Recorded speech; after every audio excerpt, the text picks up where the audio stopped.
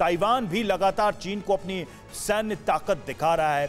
चीन जहां युद्धाभ्यास कर रहा है, वहीं ताइवान भी अपनी वॉर एक्सरसाइज कर रहा है और लगातार यह संदेश देने की कोशिश कि अगर चीन की तरफ से कहीं कोई ऐसी हरकत की गई जो ताइवान की संप्रभुता के खिलाफ होगी, तो ताइवान भी उसका जवाब देगा।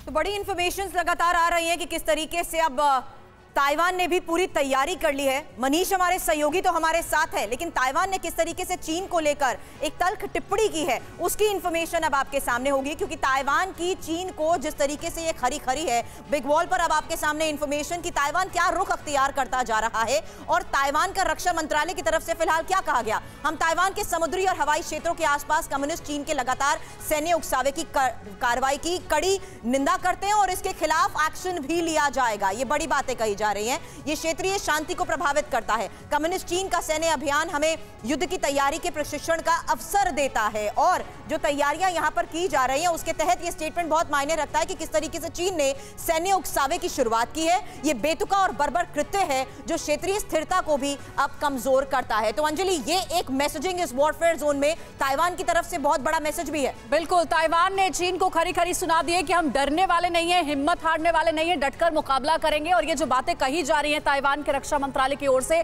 ये समझना बहुत जरूरी है। चीन की हरकत से हिंद प्रशांत क्षेत्र में नौ परिवहन और वाणिज्यिक गतिविधियों पर बुरा असर पड़ रहा है, ये भी ताइवान ने कहा। तो ताइवान की चीन को खरी खरी है। और सरदाना सर, इससे हमें ये समझ में आता है कि ताइवान जो कि एक समय में इस बात को लेकर के डर रहा था कि चीन अगर उस पर हमला करता है तो उसकी क्या स्थिति होगी, अब वो डर कहीं नहीं नजर आ रहा है। सैन्य अभ्यास अब तेज ताइवान ने भी कर दिए। अमेरिका का पूरा सपोर्ट भी, अमेरिकी डेलीगेशन ने भी हाल में ताइवान का दौरा भी किया था।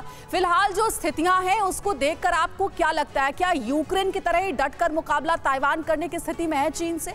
देखिए, चाइना और ताइवान और जो स्थिति में है इस समय, वो जो पोस्चरिंग कर रहे हैं, अपने वॉर ड्रिल्स कर रहे हैं, अपने नागरिकों को एक विश्वास दिला रहे हैं कि हम डट के मुकाबला करेंगे जी। मुझे नहीं लगता कि चाइना कुछ अटैक करेगा इनके ऊपर, क्योंकि वो अपने समय से, उनकी जो नीतियां हैं वो अपने समय से और अपने स्ट्रॉन्ग पॉइंट पे ही करेगा।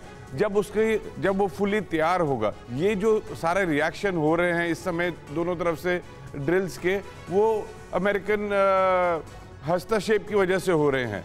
जब जो एरिया शांत है, मेरे को लगता है अमेरिका ने आके इनको यहाँ उकसाया है, दोनों देशों को। और लेकिन सरदार साहब, सिर्फ अमेरिका के उकसावे को तो जिम्मेदार नहीं ठहराया जा सकता। शारदेंदु जी, अभी हाल ही में तकरीबन एक हफ्ते पहले चीन की तरफ से बाकायदा एक श्वेत पत्र जारी किया जाता है जिसमें सीसीपी के कमिटमेंट को दोहराया जाता है कि हम ताइवान के संपूर्ण एकीकरण के पक्ष में हैं और ये ऐतिहासिक फैसला जो है वो ले लिया गया है, इस ओर हम आगे बढ़ चले हैं। तो तैयारियां तो वहां पर भी पुरजोर तरीके से आगे बढ़ती हुई नजर आ रही।